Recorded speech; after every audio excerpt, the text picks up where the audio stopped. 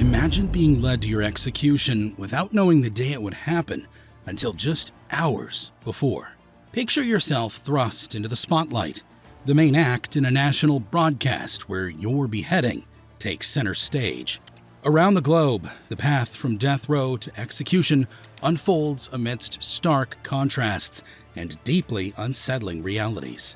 The United States is one of the most extensive death penalty systems in the world, with over 2,500 inmates currently on death row. The process is long and arduous, often taking decades from sentencing to execution due to lengthy appeals and legal procedures. Executions are carried out using various methods, including lethal injection, the electric chair, and even the firing squad in some states. Despite advancements in legal processes, the United States has faced criticism for wrongful convictions and botched executions. States like California have hundreds on death row, but haven't executed anyone in years, reflecting the complex and often contradictory attitudes towards capital punishment. But what about other countries worldwide? Let's explore some of them. Moving across the Pacific to Japan, we find a starkly different approach to capital punishment. In Japan, the death penalty is shrouded in secrecy, reflecting a unique cultural and legal perspective on executions. One of the most notable aspects of Japan's death penalty system is that inmates are not informed of their execution date until the morning it is to be carried out. This practice is intended to reduce the mental strain on prisoners, sparing them the anxiety of knowing exactly when they will be executed. However, it also means that death row inmates live in a state of perpetual uncertainty, never knowing if each day might be their last. Executions in Japan are typically carried out by hanging, a method that has been used for centuries. The execution process is highly secretive, with very few details released to the public. Families of the condemned are usually notified only after the execution has taken place. This level of secrecy extends to the identities of the executioners, who remain anonymous to protect them from societal backlash. A little further in Asia lies China, the country that carries out the most executions annually. While the exact numbers are state secrets, estimates suggest that thousands of individuals are executed each year for a range of offenses, from murder to corruption and drug trafficking. The scale and speed of China's use of the death penalty are unparalleled.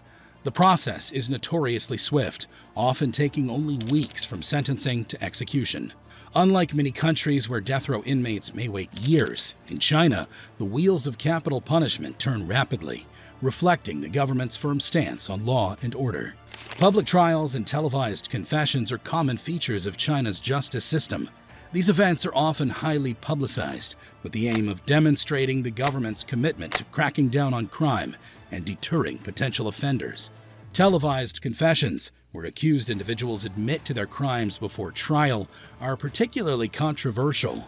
Human rights organizations argue that these confessions are often coerced and violate the principles of fair trial and due process.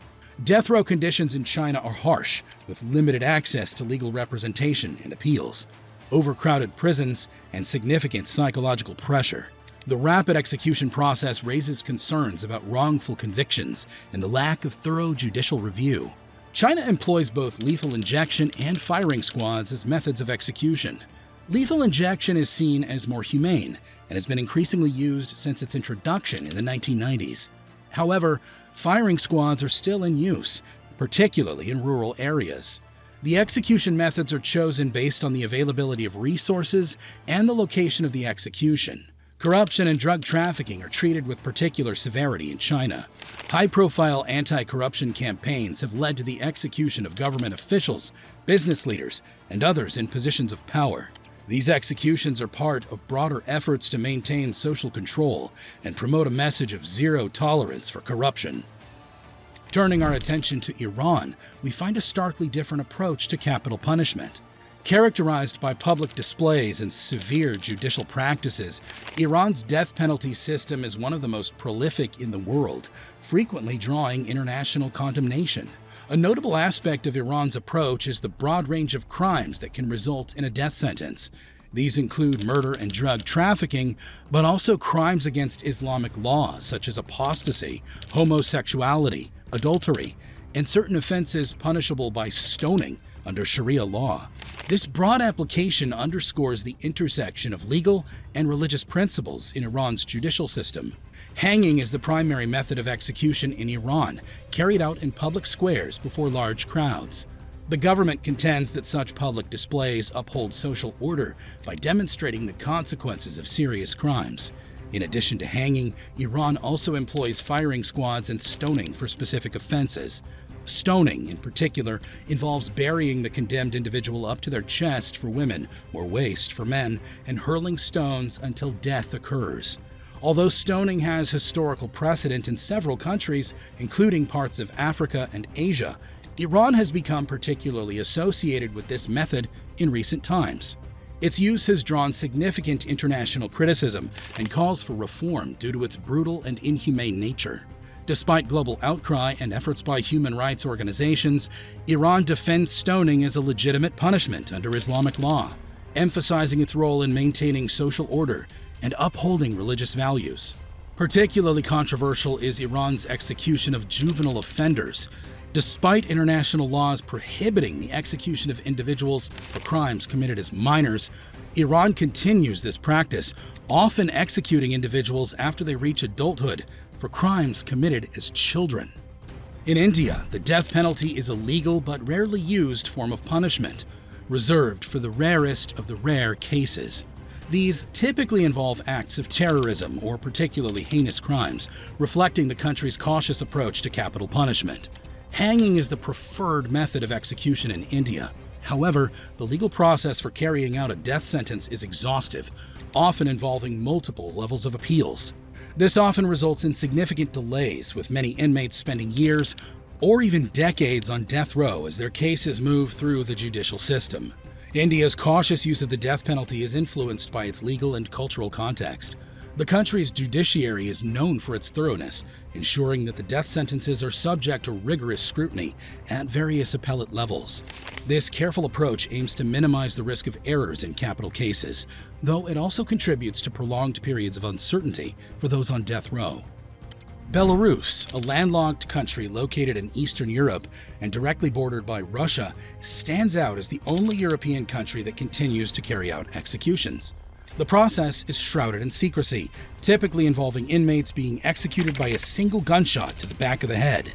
This method is not only swift, but also highly controversial, as it denies individuals the opportunity for a fair trial and legal recourse.